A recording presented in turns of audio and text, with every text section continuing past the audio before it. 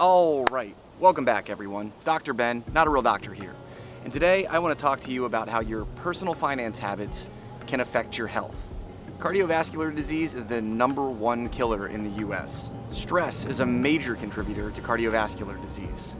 If you want to learn more about why that's the case and how that happens, check out the awesome book, Why Zebras Don't Get Ulcers. I'll put a link down in the description below. Okay, so stress contributes to cardiovascular disease. But how does your personal finance habits contribute to your stress levels? Start with a simple question. Do you like your job? If you go by the statistics, most Americans do not like their job.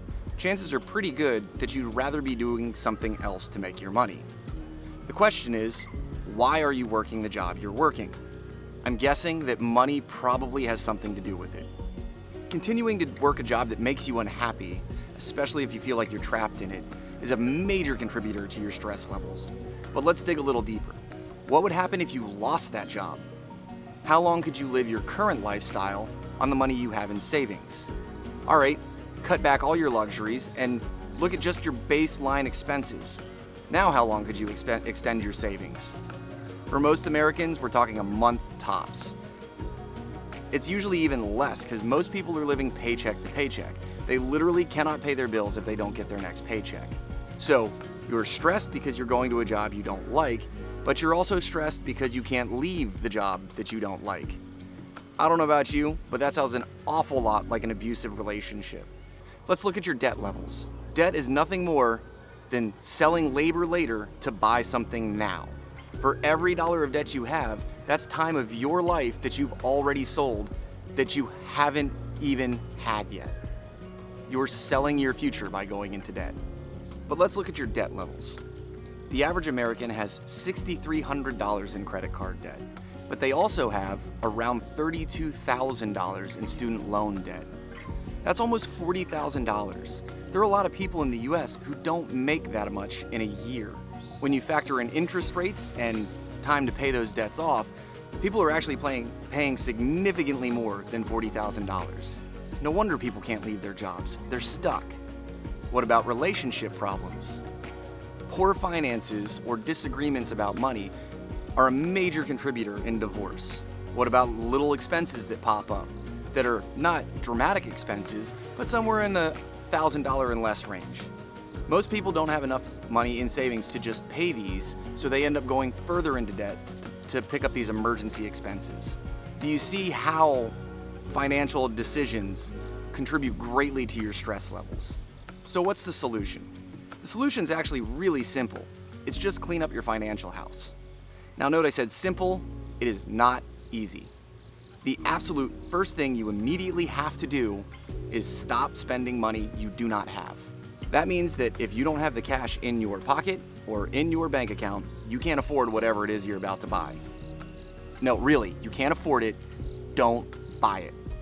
You're likely going to really have to evaluate your lifestyle and your spending and discover where you're wasting money, where you're selling your future with debt. There are things you can do to bring these luxuries back into your life later, but first you need to get your finances in order. Now that you're not spending money you don't have, you next need to build an emergency fund. This emergency fund should be somewhere in the $1,000 to $2,000 range. This is just a pool of money that sits in your bank and does nothing but cover emergency unforeseen expenses. This is not fun money, this is backup so that when something breaks, like your car, you don't have to go further into debt to pay for it. Once you have your emergency fund established, you need to work on getting out of debt. There are lots of great ways that are out there that you can research for getting rid of debt, but I personally like the Snowball Method. I'll put a link in the description down below that will go over the basics of the Snowball Method, and then you can figure out if it's for you or you can research a different method. Getting out of debt is a huge priority for you financially. If you lose your job for whatever reason, any debt that you have over you is just going to be this looming black cloud. Debt is the biggest thing that's going to tie you into a job you don't want to be at. You're probably going to have to make some major sacrifices to get rid of this debt. What you're doing right now isn't working or you wouldn't have debt. Trust me when I say it took me 5 years to get all of my finances in order, now debt-free, and it's the best thing I've ever done in my entire life. Trust me when I say it's absolutely worth it. My life is better in every way being debt-free. The last thing you need to do is save up 6 to 12 months worth of expenses. These are your basic expenses plus your basic needs like groceries. If you have 12 months worth of your expenses in a bank account and you lose your job, you're in a way better position than most people in the United States. You don't have to take the very first thing that comes across your plate. You can wait, you can look for a job that will suit your needs. You may even be able to take a pay cut to do a job that you prefer, which is exactly what I did when I quit my job. You could go to part-time. You could take a job in a different location. You have so many more options when all your needs are covered in savings rather than going, oh God, oh God, oh God, I have no money, I need a job now. Just imagine how much better your life will be if you have no debt, you work a job that you like, and that you can leave if you need to because you have enough money in the bank where you're not tied to that job. From my experience, my life is better in every way since I've checked all these boxes. I don't know, you tell me, what do you think in the comments down below? Have any of you gone through this process? Has it helped you? Has it hindered you? I'd love to hear your stories.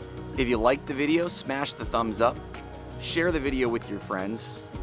If you haven't already subscribed, please subscribe. Until next time, take charge of your finances and improve your health.